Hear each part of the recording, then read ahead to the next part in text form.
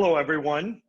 Stephen Mead here with Domicile Real Estate. This is our Southern California housing market update for September 29th. Once again, Southern California does. We track our statistics based on Los Angeles and Orange counties. We have had a couple requests for people from San Diego and Riverside County, so we are thinking about adding those, but those are not included in our statistics yet. The title on here is not clickbait. We've been kind of analyzing some of the data, and there's just a couple things in there that look a little strange to me, and a little bit of anecdotal evidence, and I'm going to talk about that. Let's go ahead and jump in with what I think is some of the good news, right? We are in the fall, and despite being in the fall, these are the kind of statistics that we are now looking at. Actually, let me get rid of my thumbnails there because that's kind of annoying. There we go. So if we're looking at our new listings here, if we're looking at these, our most recent data is over here. I mean, this is a very healthy market, especially for the fall, right? New listings are steady in both our over $1 million and our under $1 million categories. So, whether you're more of an entry-level buyer, whether you're a luxury buyer, there's a lot of stability in the number of listings that are coming on the market. And I think in general, that's a good thing. People often talk about real estate brokers wanting, super hot markets, but the reality is that we don't. What we really like is stable markets. If we're to kind of compare this to last year, we see very similar to numbers that we saw last week. Our market is playing catch up still, right? Throughout the year, we haven't fallen off in the fall like we frequently do. Normally the Southern California market, we kind of have this weird back to school type of a market that's a little slow in September. This year that hasn't really been true. The new listings have been pretty steady here. And if we're to go to kind of the other side of the coin, right, what about demand? Well, new escrows are really steady as well. Holding pretty much around that same level, a very healthy level, I might add. I mean, buyers are out there. I think if that's the message that you're looking at, buyers are out there in about the same numbers, and that's really been a steady level of demand. Again, if we look and we compare this to last year, right, 2019, under $1 million, we had 1,493 new escrows in the same week. This week, 1,634. That is a pretty healthy jump. I think that's right about a 10% increase over last year. I've said this a couple times before. Let me go screen share for a second. I've said this a couple times before. Most real estate economists are actually predicting that we will, in fact, make up all of the lost sales by the end of the year. And we'll actually have total sales numbers for 2020 that look a lot like 2019, despite the fact that March, April, May, those were much slower markets in terms of the number of sales that happened. I put in here that there's kind of a warning sign on prices, and that wasn't clickbait. There is some data here that I want to go over. Actually, one piece of data that's really kind of making me think. So if we look at our absorption rates, again, very steady figures here. Like there is nothing that shows cause or alarm in these, right? We've got a very strong market that is still tilted in favor of sellers from a perspective. Anytime we see this 80%, that's a seller's market. Now, 1 to 2 million, that's a little bit more of a balanced market, but still very healthy absorption rate, meaning these listings are coming online and there are buyers there to kind of swoop them up, right?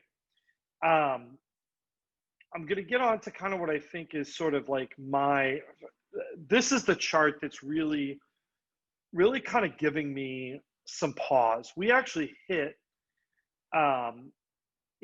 we hit a level here of prices. So I'm going to identify what this is. This is the average pending list price under $1 million. And this statistic is not perfect. I think I've told people that it's not perfect for a couple of reasons. But what we're trying to do is we're trying to really give us an approximate guess of how our house is trading in the last week. And let me just go off screen share here because I haven't done this in a while. I think this is, if there's one important thing you need to understand about real estate statistics, it's this. When you see data in the newspaper and they publish median home price, like this is everybody's favorite pricing statistic, and it's a good statistic for a lot of things. The problem is it is an old statistic.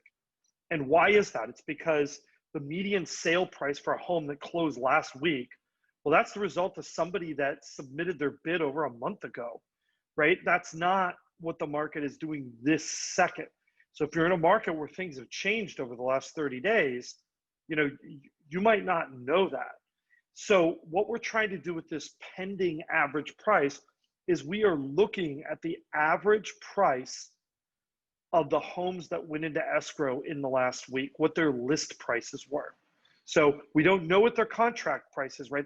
That's the negotiated number, but we're trying to go after that average list price because that gives us an estimate of kind of what is the market doing.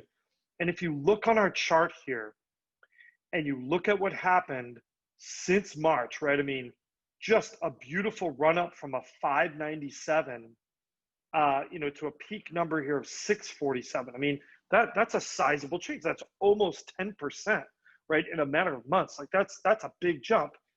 But then you look from about the 4th of July onward, if you were to draw a trend line in this graph, and maybe I'll find a way to add one of these inside of Google Sheets so I can show you this. If you were to look at a trend line through this section, it looks pretty flat since the beginning of July. And probably even more concerning to me, right, is, this past week, we actually recorded a number that's close to what we haven't seen since July, right? Like, that was several months ago. Meanwhile, though, if you look at median home price statistics, they are still rising. And I think we kind of have a really interesting situation going on. I think when we're looking at which homes are getting picked up, buyers are now starting to choose the lower priced homes. That's one possible explanation for why the statistic is where it is. Another explanation, for this is that the overall market is moving downward. And I think those are actually not as unrelated as they might sound, right? If buyers just continually start picking the cheaper houses, what is that going to eventually do to prices, right? I think this is something to really look out for. Like I look at this chart and the trend line is so obvious heading upward, right? From that period during the beginning of the pandemic through July, right? And remember, all of the homes, like let's use this as an example right here, our number of 647, the people that went into escrow here actually closed around here. So the people that are buying here are closing today. And I think that really you got to understand this time delay when you're looking at that median home price data, because I think that can be very misleading data if you're not careful. So enough of the doom and gloom. Here's our list to close ratio, which is kind of another little thing. We're still hovering, fairly high. It means, what this means is that, the homes that are actually closing, they're closing pretty close to they're actually closing over their list prices on average, right? Like that still indicates a very, very hot market. So, I mean, we haven't seen this statistic start slipping in any way, at least not in an appreciable manner. It still is, around 100. We really want to watch this space because I think that may make a big difference. If we look on our $1 to $2 million, this one bounces around a lot more. We just don't have quite the sample size. So even though we took a dive here, it wasn't as concerning because if you draw this trend line, right, like you still see a gentle but smooth upward slope. It doesn't look the same. Let me go back here. This one definitely is as evened and flattened out. This one has not. It's a much softer curve, but it doesn't show some real signs of heading downward except for 2 weeks ago. If we look at our days on market, right, this is like our other kind of important statistic. We're not seeing any alarming jumps in this. And, when we look at this average days on market, this is for the homes that have gone into escrow. One of the stats we've thought about doing is doing a whole market days on market analysis, meaning of the houses that are available what is their average days on market, because that is almost just as interesting as the ones that went into escrow. So, this number is still very low, meaning the houses that are going into escrow are not staying on the market for very long. This is kind of our final stat, and this is the other area that's kind of really gotten me thinking a little bit. So bear with me a second. I'm going to give you a little bit of a lead in on this before we dive into these numbers. We track the payment on a median priced home, and that incorporates two statistics: the median price, sale price in the last week, right? As well as where our market interest rate. So it kind of like combines that to give us this idea of affordability over time. Is the same house, that median home, getting more affordable or less affordable over time? And if you look at this graph, you see something that to me is kind of fascinating. Pretty much since the pandemic, I mean, you look, and aside from August, which was a bit of an anomaly, gosh, this has been a really, really steady 6 months of how much does it cost to buy the median price home. It's gone up a little bit. I mean, that trend line is definitely there, but I mean, these are small changes. And, what this tells me, and sort of my theory on this, is that we are in a market that is very, very much driven by that payment figure. And if you think about that, the price of housing is not really rising, or if it is, it's rising very slowly, like less than 1% a year. In fact, you might even say we're not keeping up with inflation if we were looking at the payment of the median priced home. So not the sale price, but the payment around. And the reason why this kind of scares me is twofold, right?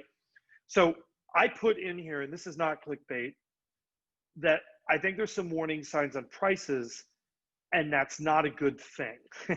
even if you're a buyer, and even if you're a seller. And let me explain why I don't think that is necessarily a good thing. I think we are going to see interest rate rises next year. I don't know when, I don't know how much. Please don't ask me to guess, because I really don't know. Well, I'll just have to watch and see like everybody else. But let me give you a concrete example. If you owned a home today and you want to buy a bigger house, right? Like you want to move up. That's a common thing a lot of people want to do. They bought their first home. Now they've been able to refinance. Their payment has actually gone down. They can afford a larger home, right? This is great news. If prices go down slightly and interest rates go up, that move up is no longer possible. And the reason why is that even a 5% difference in prices does nothing or very little to counteract a rise in interest rates to 4.5%. So if you were a move-up buyer and you think, hey, maybe I'll wait a little bit because that $750,000 house might be in the low 700s next year, it won't get any more affordable. In fact, it will actually cost you hundreds of dollars more per month than it would to do that same trade today. Because remember, you're selling a house and that's going to go down in value by 5% too. So if you're a move-up buyer, prices heading downward is not really great. So like if you've been sitting on the fence, that's probably not a great idea. Now, if you're a first-time home buyer, you might think also that dropping prices is like a great thing for you and it's a good idea for you to wait, but you are stuck in the same scenario. The amount of price reduction that is required to counteract a rise in interest rates is huge, and I don't think it's going to happen for you. And this is the reason why I don't think it's going to happen. Almost any time that you have a reduction in prices, right, it is driven by either a huge jump in supply or a huge reduction in demand. So during the financial crisis, we actually had both of those things happen. Everybody was unemployed, and you had a whole bunch of people who needed to put their house on the market. Well, 2020 and probably in 2021 are going to look a little bit different than that. You have people who all bought houses, or most of the people who were in their houses bought them with higher interest rates. They've all refinanced in the last year. Their payment and debt load has gone down. This means that in financial trouble, they are a lot more resilient. They also didn't get loans with negative amortization, all these other things, right? So I think that at least in California and in Southern California market, I can't speak for other parts of the country, So I don't think we're going to see a huge supply in houses, right? Because anybody who wanted to move up, who's going to give up their 3% interest rate and sell their home? Almost no one. So you have a huge lack of supply. From a demand perspective, that might reduce too, but I think people are still going to want to own something, right? They're still going to want taxes. They're still going to want a lot of these benefits of home ownership. So I think what I see in 2021 is a situation of lower sales. This is, of course, my theory. I'm open to changing it, but that's sort of how it's shaping up to me right now, looking at the figures. So if I'm going to give some advice to people right now, is I think if you're a first-time home buyer, you really have a great opportunity on the interest rate. And remember, that is for 30 years if you choose. If you get a 30-year fixed rate loan, you get that loan for decades. You are guaranteed that interest rate. If you are a move-up buyer, your situation can really only get more difficult if you wait. I don't see there being any way that your situation as a first-time home buyer is better or as a move-up buyer is better 1 year from now than it is today. Anyhow, that's just the way I see it. I've really done kind of a little bit of a market update overall in a while, and I wanted to give you guys kind of just what's on my mind and like what I think about when people are asking me for advice and just asking me what do I think their sort of pros and cons of their situations are. That's what's on my mind. As a reminder, we have our second market update, which is just for first-time home buyers. That comes out on Friday. So please do subscribe to our YouTube channel. I will actually add that in the comments below if you're watching this on Facebook. If you are on YouTube, don't forget to subscribe and hit that notification bell so you can see when our videos come out. We will see you later on in this week, and we'll have our regular update 1 week again today. Great to hear from you. And comments, questions, we love them. We'll see you soon.